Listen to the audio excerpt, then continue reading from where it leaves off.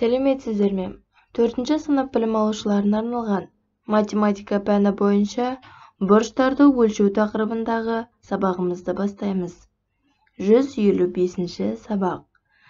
Бүгінгі оқу мақсатымыз фигуралар салуды, жазық фигураларға оське қатысты симметриялы болатын фигуралармен толықтыру, бұрыштың шамасын табу. Дескрипторы: транспортердің көмегімен бұрыштарды өлшеуді, бұрыштың градустық өлшемін белгілеуді үйренесің. Ендеше оқулығымыздың 93-ші бетіндегі екінші тапсырмаға назар аударыңдар. Қай кесінді ұзын екендігін қалай анықтауға болады, және де қай бұрыштың градустық өлшемі үлкен екендігін қалай анықтауға болады. Біз кесінділерді сызғышпен өлшеуге болатынын немесе оларды беттестіру арқылы анықтауға болатынын білеміз. Ал бұрыштарды өлшеу арқылы анықтауға болады. Біз бұрыштарды өлшей аламыз ба? Оны қандай құралмен өлшейді? Ендеше таныс болайық. Транспортер бұрышты өлшеуге арналған арнайы құрал. Ол мыңдаған жылдары бұрын пайда болды. Бұрышты градуспен өлшейді. Ендеше танымдылығымызды арттыру мақсатында мына бейнежазбаны қарауды ұсынамын.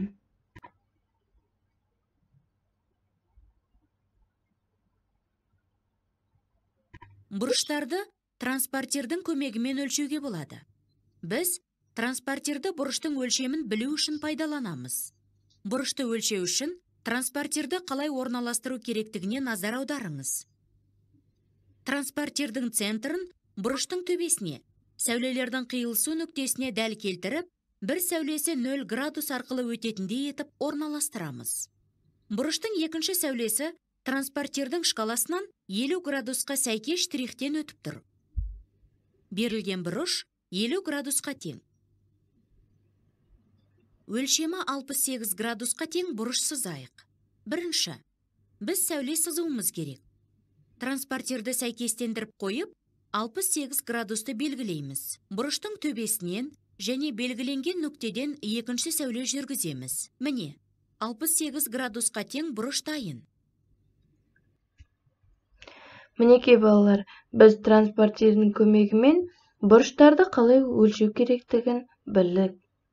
Ендеше есіңде сақта, градустық өлшемі 90 градусқа тең болатын бұрыштар тік бұрыш деп аталады. Градустық өлшемі 90 градустан кіші болатын бұрыштар сүйір бұрыш деп аталады. Және де градустық өлшемі 90 градустан үлкен, бірақ 180 градустан кіші болатын бұрыштар доғал бұрыштар деп аталады. Оқулығымыздың 95-ші бетіндегі 3-ші тапсырма. Оқушы МОН бұрышын өлшеді. Нәтижесінде МОН бұрышы 30 градусқа тең екендігін тапты. Ол дұрыс өлшеді ме? Егер қате болса, қай жерден қателескенін түсіндір делінген.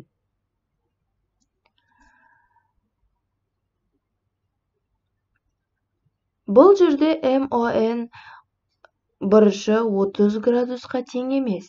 Себебі ол МО мен ОН сәулелерінің арасындағы бұрышты өлшемеді. Ол ОН сәулесінен транспортерге дейінгі арақашықтықты өлшеді.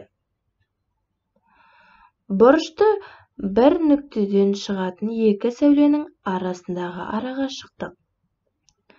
Демек, МОН бұрышы 150 градусқа тең екен.